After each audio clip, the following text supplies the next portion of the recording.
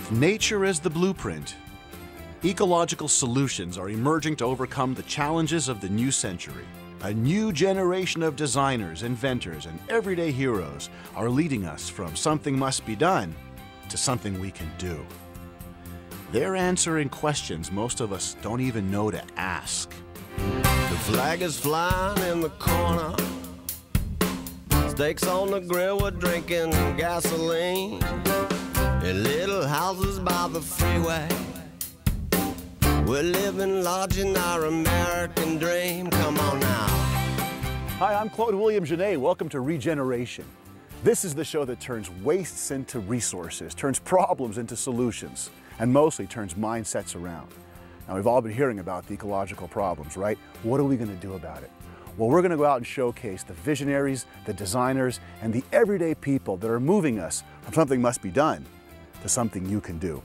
Welcome to Regeneration, the art of sustainable living.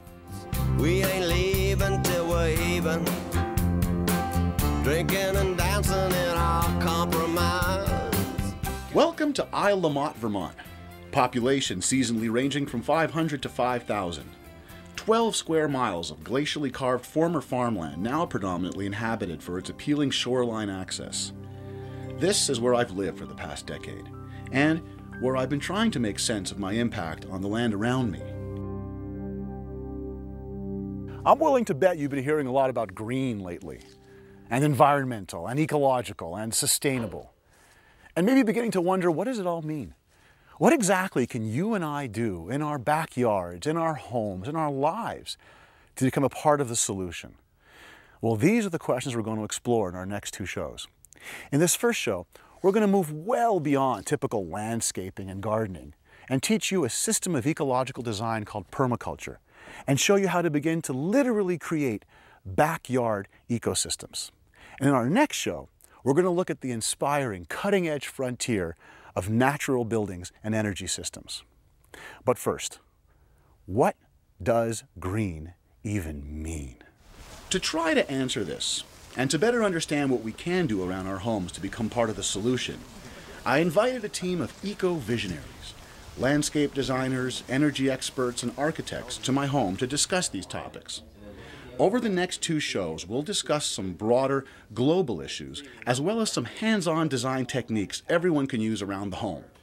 We'll spend time around the table and visit some fantastic sites around Vermont.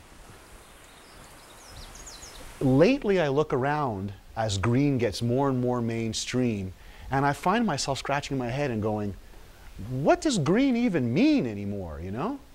Let's get right into it. Let me hear from you guys.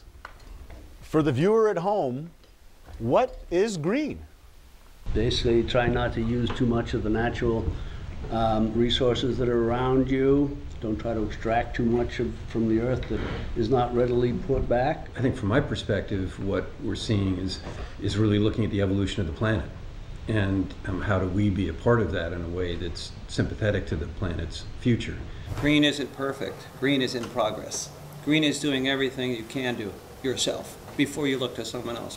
We are the transition culture between a civilization that was depleted, that was not benefiting life, and one that's moving towards a more ideal state. But in the meantime, we're the transition.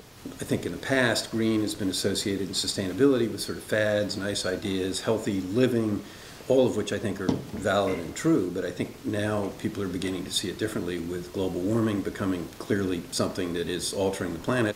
When we juggle the language that we use here, whether it's green or sustainable or regenerative, what is our intention in the design that we're trying to do?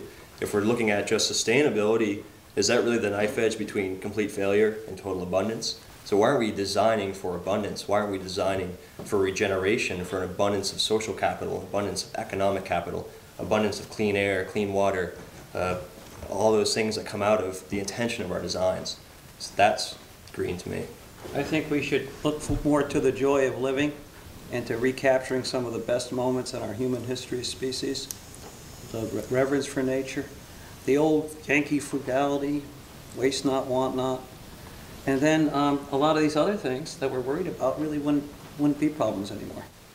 I'm a guy at home watching, and I've heard there's some ecological problems. I don't know to what extent, you know.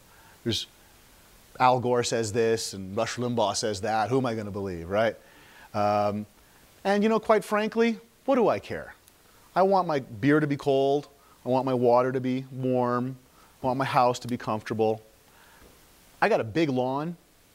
I like to mow my lawn. I love it. I love my nice, clean, beautiful lawn. Well, I wasn't kidding when I said I love my lawn.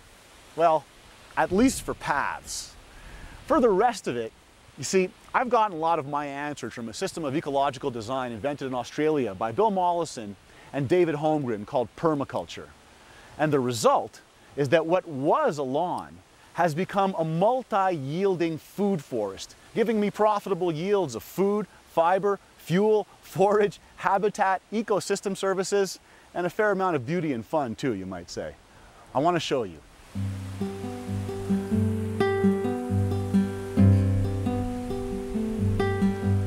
Permaculture then is a contraction of the words permanent and agriculture, a system of ecological design, the goal of which is to create sustainable human habitat that links people, animal, buildings, and the land in a closed-loop system where the wastes of one become the resources of another. It's a philosophy of working with nature, not against her. I asked the question, what is green? What is sustainable? If you think about it, the only model of sustainability we have is quite literally the forest, a tree. See, in this little scraggly patch of woods behind my house, considered to be largely useless, I have in front of me a living laboratory, a blueprint, a framework, the model upon which I base everything else that I'm doing. And what I'm learning here is that, quite literally, at my feet is an abundance of fruit, paths lined with wild strawberries, which I didn't plant, lined with wild raspberries. And what it's teaching me is that once these systems get established and mature, they require very little input indeed. That's an idea I can get behind real easily, and a real motivator to get my system established as quick as possible. Let me show you how.